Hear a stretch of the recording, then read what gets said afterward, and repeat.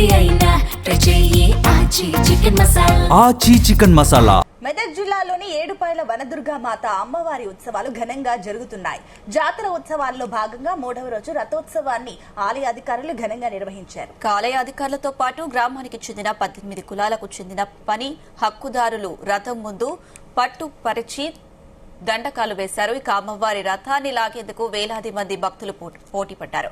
కన్నుల పండుగగా జరిగిన రథోత్సవాన్ని చూసేందుకు చుట్టుపక్కల గ్రామాల ప్రజలు భారీ ఎత్తున తరలివచ్చారు.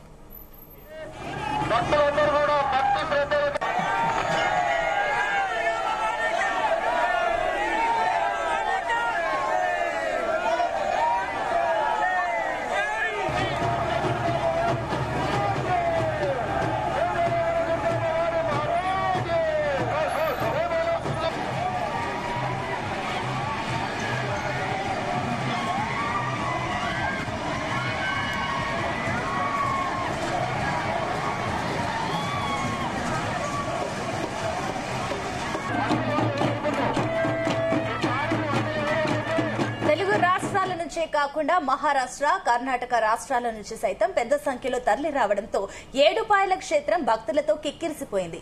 జాతరలో ఎలాంటి అవాంఛనీయ సంఘటనలు చోటు చేసుకోకుండా 900 మంది పోలీసులు విధుల్లో పాల్గొని భద్రతా ఏర్పాట్లను చేశారు.